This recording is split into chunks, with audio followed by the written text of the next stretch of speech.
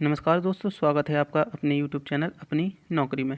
दोस्तों, इस वीडियो में हम लेकर आए हैं वर्ग 2 हिंदी पेडागोजी में पूछे गए प्रश्नों की सीरीज, जो हिंदी पेडागोजी में पूछे गए हैं वर्ग 2 में, जिनकी हिंदी भाषा थी, उनके जो पेपर में 60 नंबर की हिंदी पूछी गई थी, उसमें से 15 नंबर के जो है वो पेडागोजी के क्वेश्चन पूछे गए थे।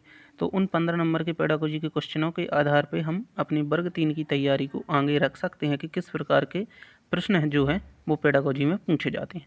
तो वीडियो को देखिए अंत तक, सभी प्रश्न जो हैं महत्वपूर्ण हैं आपकी परीक्षा की दृष्टि से। चलिए वीडियो को शुरू करते हैं। सबसे पहला प्रश्न आपको यहाँ पे दिख रहा होगा, शिक्षण सहायक सामग्री का गुण है केवल परिशुद्धता, केवल रोचकता और प्रासंगिकता। तो आपको पता है जो शिक्षण सामग्री है उसका गुण परिशुद्धता लाना है शिक्षण में, और रोचकता और प्रासंगिकता लाना भी है। तो यहाँ पे जो राइट आंसर है वो हो जाएगा आपका ऑप्शन नंबर 1, उपरोक्त सभी। जो शिक्षण सहायक सामग्री के गुण हैं परिशुद्धता, रोचकता और प्रासंगिकता। चलिए अगले प्रश्न की ओर बढ़ते हैं। अब आते हैं प्रश्न क्रमांक 2 की ओर।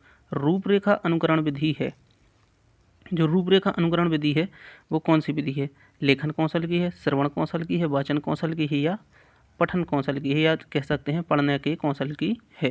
तो रूपरेखा अनुकरण विधि क्या होती है पहले आपको बता देते हैं। शिक्षक क्या करता है, डॉट डॉट लगा देता है। आपने पहली और दूसरी की कक्षा में कुछ किताबें देखी भी होंगी, ऐसे डॉट डॉट लगे होते हैं जिस प्रकार से यहाँ डिस्प्ले पर हम कर रहे हैं, आप देख लीजिए।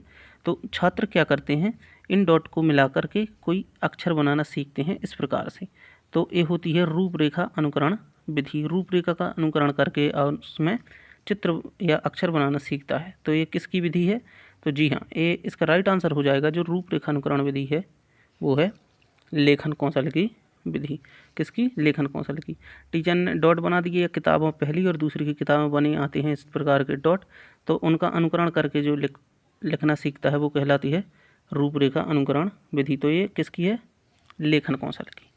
चलिए अगले प्रश्न की ओर चलते हैं। अगला प्रश्न है, श्याम पट्ट को साफ करने की सही प्रक्रिया है। श्याम पट्ट को जो साफ करने की सही प्रक्रिया कौन सी है? तो ये श्याम पट्ट कौशल से यहाँ से प्रश्न पूछा गया है, तो आप श्याम पट्ट कौशल जरूर पढ़ लीजिएगा। और जिसको मालूम हो वो बताना कि जो श्याम पट्ट पर जब हम यहाँ ब्लैक बोर्ड पर जब लिखते हैं तो हमारे हाथ का और श्याम पट्ट के बीच कोण कितना होना चाहिए। कोण जो है आपको कमेंट करके बताना है नीचे वीडियो के। तो श्याम पट्ट को जो साफ करने का सही तरीका होता है वो कौन सा होना चाहिए?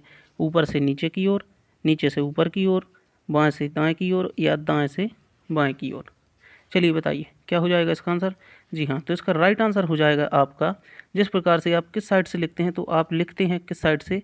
बाएं से आप लिखते हैं दाएं की ओर। तो आपको बोर्ड साफ करना है बाएं से दाएं की ओर। जिस प्रकार से आप लिखते हैं उसी प्रकार से साफ करना है। ये है श्याम पट्ट कौशल के अंतर्गत जो पूछा गया प्रश्न था। तो आपको किस प्रकार से साफ करना है? बाएं से दाएं की ओर। इसको याद रखने के लिए जिस प्रकार से आप लिखते हैं उसी प्रकार से आपको मिटाना है। चलिए बढ़ते हैं अगले प्रश्न की ओर। अगला प्रश्न है, ये प्रश्न तो काफ़ी लोगों से बन भी गया होगा और काफ़ी प्रचलित प्रश्न है, या कई बार पूछा गया है कई एग्जामों में। डिसलेक्सिया का लक्षण है। डिसलेक्सिया आप जानते हैं किसका है? वर्णमाला अधिगम में कठिनाई का, वर्तनी दोष में पीड़ित होना, और केवल एकाग्रता में कठिनाई होना। तो जो यहाँ पर केवल शब्द दिया गया है ये समीपता बिल्कुल संकीर्ण उत्तर की ओर जा रहा है। तो यहाँ पे हमें जो पता है कि डिसलेक्सिया में क्या होता है, वर्णमाला अधिगम में कठिनाई यानी पढ़ने संबंधी कठिनाई होती है, वर्तनी दोष में भी कठिनाई होती है, और एकाग्रता में भी कठिनाई होती है। तो ये है अधिगम अक्षमता से पूछा गया है कि डिसलेक्सिया किसका लक्षण है। तो डिसलेक्सिया आपका वर्णमाला अधिगम, वर्तनी दोष और एकाग्रता। तो यहाँ पे राइट आंसर जो है वो हो जाएगा आपका ऑप्शन नंबर 1, उपरोक्त सभी। और डिसलेक्सिया को अगर याद करना है कि पठन संबंधी दोष है जो डिसलेक्सिया मुख्य रूप से, तो यहाँ पर देखना एक क्या है, लक्ष्य। क्या लिखा है ये? लक्ष्य। लक्ष्य को बच्चा क्या पढ़ता है? लुक्स। क्या पढ़ता है? लुक्स। वो लक्ष्य को पढ़ता है लुक्स। तो यहाँ पर जो है वो क्या पढ़ रहा है? गलत पढ़ रहा है। तो पठन संबंधी जो अक्षमता है वो डिसलेक्सिया है। तो लक्ष्य को लुक्स पढ़ता है, पठन संबंधी अक्षमता डिसलेक्सिया कहलाती है। चलिए बढ़ते हैं अगले प्रश्न की ओर। अगला प्रश्न है आपका, श्रवण के आधार पर भाषा का कौन सा भेद है? श्रवण के आधार पर भाषा का कौन सा भेद है? कृत्रिम भाषा, सहज भाषा, अयोगात्मक भाषा, संयोगात्मक भाषा, क्लिष्ट भाषा, सरल भाषा, मधुर भाषा, या कर्कश भाषा। तो यहाँ पर जो प्रश्न है वो पूछ रहा है कि श्रवण के आधार पर आप जो भाषा सुनते हैं उसके आधार पर भाषा के कौन कौन से भेद होते हैं। कृत्रिम भाषा मतलब आपकी द्वारा बनाई गई भाषा या सहज भाषा, अयोगात्मक, संयोगात्मक, क्लिष्ट, सरल या मधुर या कर्कश। तो जो आप भाषा सुनते हैं वो दो प्रकार की सुनते हैं, एक मधुर भाषा, दूसरी कर्कश भाषा। तो यहाँ पर जो राइट आंसर हो जाएगा वो हो जाएगा मधुर भाषा, कर्कश भाषा। जो डायरेक्ट स्क्रीनशॉट लिए गए हैं पेपर से आपके, तो वहीं पे इसके करेक्ट आंसर नीचे दिया गया है, मधुर भाषा, कर्कश भाषा। चलिए अगले प्रश्न की ओर बढ़ते हैं। अगला प्रश्न हो जाएगा आपका, लिखने के नियमों का ज्ञान होता है, किसके द्वारा होता है लिखने के नियमों का ज्ञान? व्याकरण के द्वारा, बोलने के द्वारा, हाथ के द्वारा या भावनाओं के द्वारा। तो यहाँ पर जो आंसर है कई लोगों को मालूम भी होगा कि लिखने के जो नियमों का ज्ञान होता है वो होता है हमें किसके द्वारा? व्याकरण के द्वारा। ऑप्शन नंबर 1, लिखने के नियमों का ज्ञान होता है व्याकरण के द्वारा। चलिए बढ़ते हैं अगले प्रश्न की ओर।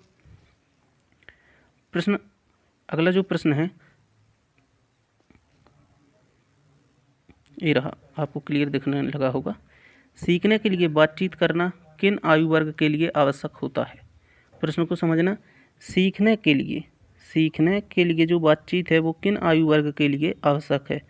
किशोरावस्था के लिए, सभी आयु वर्ग के लिए, बाल्यावस्था के लिए या शैशवावस्था के लिए? तो यहाँ पर जो सीखने के लिए जो है आपका बातचीत सभी आयु वर्ग के लिए महत्वपूर्ण है। किशोरावस्था में भी बच्चे एक दूसरे से बात करके सीखते हैं, बाल्यावस्था में भी सीखते हैं और शैशवावस्था में भी बच्चे माता पिता से बात करके सीखते हैं। तो सीखने के लिए बातचीत जो है वो सभी आयु वर्ग के लिए आवश्यक होती है। चलिए तो यहाँ पर राइट आंसर हो जाएगा सभी आयु वर्ग के लिए। अगले प्रश्न की ओर बढ़ेंगे। जिस प्रकार से पेपर में सीक्वेंस से पूछे गए हैं उसी प्रकार से हैं। यहाँ पर डायरेक्ट 26-27 दोनों में पूछे गए थे। तो भारत में हिंदी को किस भाषा का दर्जा प्राप्त है? राष्ट्रभाषा, विभाषा, मातृभाषा, राजभाषा। तो बिल्कुल टाइम नहीं लेंगे इसमें, आपको पता है भारत में हिंदी को जो है वो राजभाषा का दर्जा प्राप्त है। चलिए अगले प्रश्न की ओर बढ़ेंगे। अगला प्रश्न है आपका, वाचन कौशल का उद्देश्य है। वाचन कौशल का उद्देश्य क्या है? केवल सही व्याकरण वाली भाषा का प्रयोग करना, केवल बालकों का उच्चारण शुद्ध करना, केवल बोलने में विराम चिन्हों का प्रयोग करना। यहाँ पर ध्यान दीजिएगा तीनों जगह केवल दिया गया है और केवल आपके उत्तर को क्या कर देता है? संकीर्ण कर देता है। तो जल्दी से बताइए वाचन कौशल का उद्देश्य क्या है? जी हाँ, तो वाचन कौशल का उद्देश्य का जो आंसर हो जाएगा वो हो जाएगा आपका उपरोक्त सभी। पहले भी बता चुके हैं कि केवल आपके उत्तर को संकीर्ण कर देता है। तो यहाँ पर आंसर जो हो जाएगा आपका हो जाएगा उपरोक्त सभी। ऑप्शन नंबर 1 जो वाचन कौशल का उद्देश्य है कि व्याकरण वाली भाषा का प्रयोग, बालकों में उच्चारण का शुद्ध करना और विराम चिन्हों आदि का प्रयोग करना। अगले प्रश्न की ओर बढ़ेंगे। 30 के बाद यहाँ पर 31 में भी पूछा गया था पेडागोजी। भाषा वह साधन है जिसके द्वारा हम व्यक्त करते हैं। क्या व्यक्त करते हैं? इनमें से कोई नहीं, आस्था को, कर्तव्यों को या विचारों को। तो यहाँ पर भी बिल्कुल समय न लेंगे और आपको पता है भाषा वह साधन है या भाषा विचारों को व्यक्त करने का साधन है। अगले प्रश्न की ओर बढ़ेंगे। 31 के बाद 32 में भी पेडागोजी का प्रश्न था। भाषा ग्रहण करने की प्रक्रिया एक ऐसी प्रक्रिया है जो अस्थिर है, निरंतर चलती रहती है, निश्चित अवधि तक चलती है या फिर स्थिर है। चलिए बताइए क्या सही होगा? जी हाँ, तो भाषा ग्रहण करने की जो प्रक्रिया है वो आपकी निरंतर चलती रहती है। अगले प्रश्न की ओर बढ़ेंगे। यहाँ पे जो प्रश्न था वो थोड़ा सा बड़ा था, आप अपनी वीडियो की क्वालिटी थोड़ी सी बढ़ा लीजिए अगर प्रश्न आपको समझ में नहीं आए, वैसे मैं पढ़ के आपको सुना देता हूँ। तो यहाँ पे प्रश्न है आपका, कक्षा में राष्ट्रीय चिन्ह के बारे में बताने के लिए यदि शिक्षक मोर, चीता और कमल आदि के बारे में बताता है तो वह शिक्षण विधि कौन सी शिक्षण विधि को अपनाता है? कक्षा में राष्ट्रीय चिन्हों को पढ़ाना है तो वो नाम लेता है मोर का, चीता का और किसका? कमल का। तो वह कौन सी विधि अपना रहा है? तो विद्यार्थियों को मोर के बारे में भी मालूम है, चीता के बारे में मालूम है और कमल के बारे में भी उनने सुन रखा है। तो विद्यार्थियों को वो कहाँ ले जा रहा है? राष्ट्रीय चिन्ह के बारे में नहीं मालूम, लेकिन वो मोर, चीता और कमल जानते हैं। तो विद्यार्थियों को कहाँ से कहाँ ले जा रहा है? तो विद्यार्थियों को शिक्षक ले जा रहा है ज्ञात से अज्ञात की ओर। ऑप्शन नंबर आपका हो जाएगा 1, ऑप्शन नंबर 1 ज्ञात से अज्ञात की ओर। चलिए अगले प्रश्न की ओर बढ़ते हैं।